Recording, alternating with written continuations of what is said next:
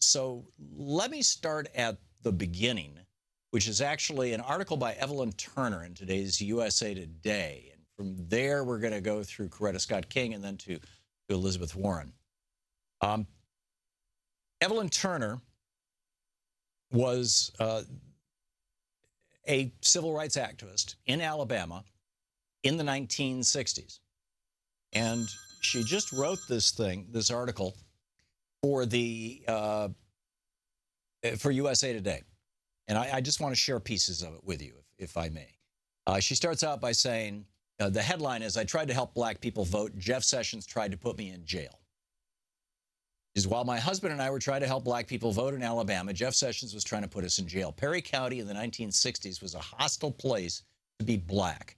To register to vote, a black resident needed to have a white, quote, well-to-do, end quote, citizen to vouch for them.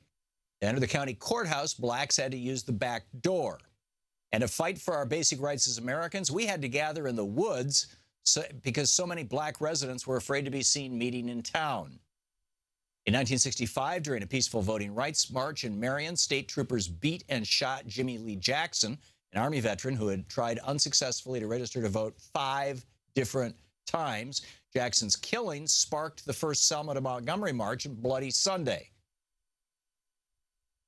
A piece of history, as I said, I think probably most white people are unfamiliar with.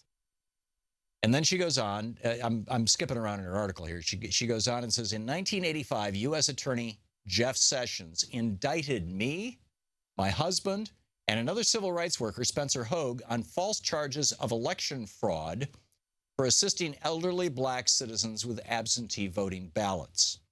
Until the day I die, I will believe that our arrests were because of our successful political activism and were designed to intimidate black voters and dampen black voting enthusiasm. Meanwhile, Jeff Sessions declined to investigate claims of unlawful white voting. Despite none of us having any history of criminal activity, Jeff Sessions wanted to give us the maximum sentences adding up to 2 centuries in prison. This woman and her husband were facing 100 years in jail at the hands of Jeff Sessions. They were referred to as the Marion Three, she, her husband, and Mr. Hogue. She said they ultimately, she says, the vast majority of charges were dismissed outright for lack of evidence, and a racially mixed jury took only 4 hours of deliberation before acquitting us. So they won, but she says, yet the trial took a toll. We had to sell our family's farm. I lost my job. The episode also took a toll on the voters of Perry County. The tactics of using the levers of power, which is what she's saying Jeff Sessions did, to intimidate and sow fear worked all too well. Black turnout dropped. People were afraid to exercise their constitutional right to vote for fear of retaliation by the power of the government.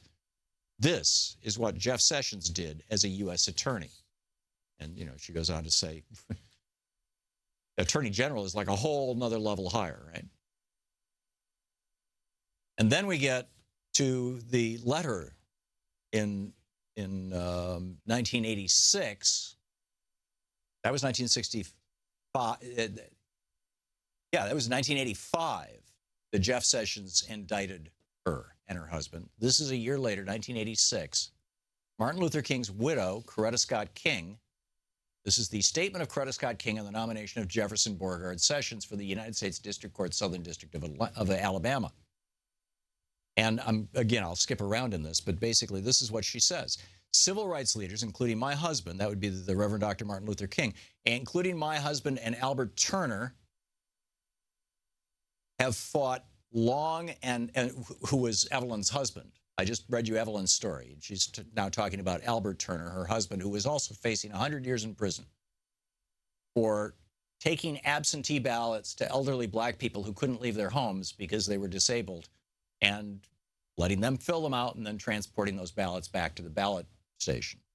Anyhow, she says, civil rights leaders, including my husband and Albert Turner, have fought long and hard to achieve free and unfettered access to the ballot box.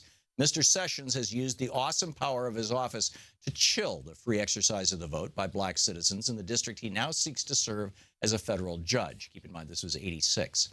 This simply cannot be allowed to happen.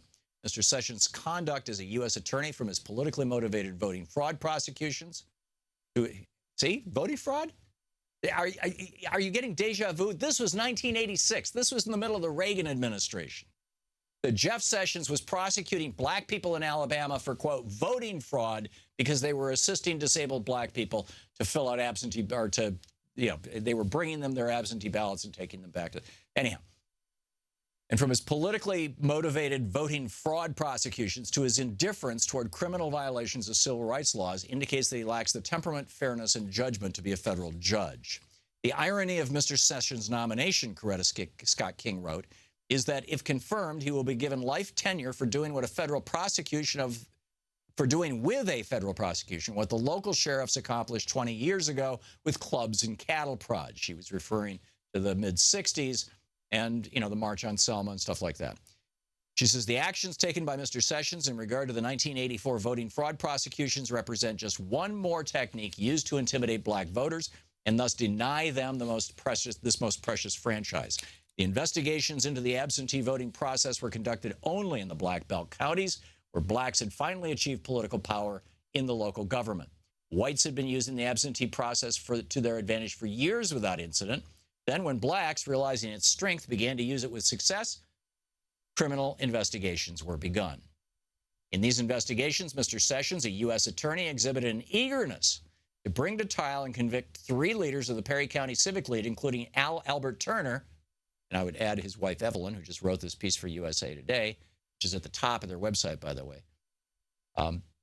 In these investigations, Mr. Sessions, as U.S. attorney, exhibited an eagerness to bring to trial and convict 3 leaders of the Perry County Civic League, including Albert Turner, despite evidence clearly demonstrating their innocence of any wrongdoing.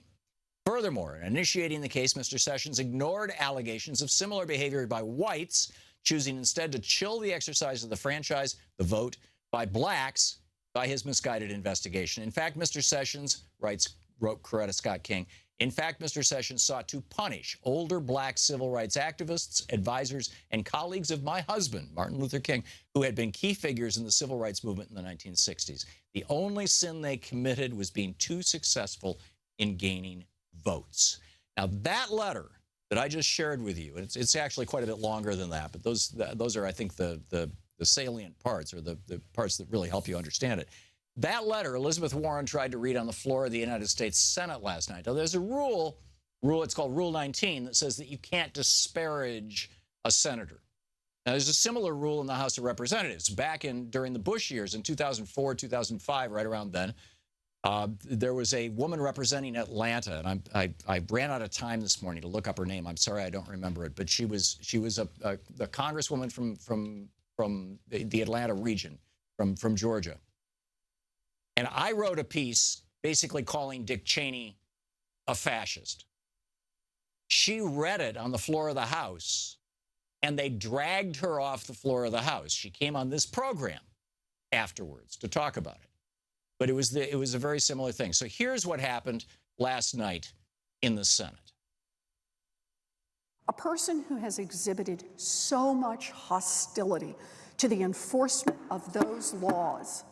The senator is reminded that it is a violation of Rule 19 of the standing rules of the Senate to impute to another senator or senators any conduct or motive unworthy or becoming a senator. Mr. President, I don't think I quite understand. I'm reading a letter from Coretta Scott King to the Judiciary Committee from 1986 that was admitted into the record. I'm simply reading what she wrote about what the nomination of Jeff Sessions to be a federal court judge meant and what it would mean in history for her. You stated that a sitting senator is a disgrace to the Department of Justice. So can I continue with Coretta Scott King's letter? The senator may continue. Mr. Sessions ignored allegations of similar behavior by can you whites, pause that, Chris? choosing instead. Great. Now she continues. This is, by the way, we're playing this. This is from the front page of today's New York Times. They've got this video clip on there, and this is what I'm sharing with you. So she goes back to continue, and now Mitch McConnell probably wasn't in the Senate at that time, but somebody told him what was going on, and he comes running in.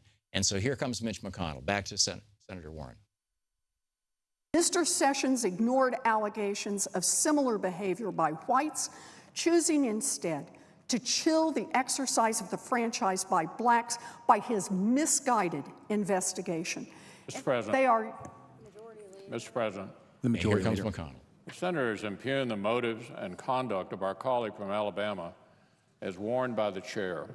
Senator Warren, quote, said Senator Sessions has used the awesome power of his office to chill the free exercise of the vote by black citizens. I call the senator to order under the provisions of Rule 19. Mr. President, I am surprised that the words of Coretta Scott King are not suitable for debate in the United States Senate. I ask leave of the Senate to continue my remarks. Is there objection? Object. That's Mitch McConnell. I appeal the ruling. Objection is heard. The senator will take her seat. And they sat her down. They said, okay, you know, Senator Warren, tough luck. You are toast. You are out of here. You're not gonna continue these conversations. This is astonishing. This is genuinely astonishing. So I wanted to share that with you, and a tip of the hat to the New York Times for a great editing job on that too. By the way, one of the newspapers that I actually subscribe to. It's really worth it. And then from there, I want to go to Reagan. So stick around. We'll be right back.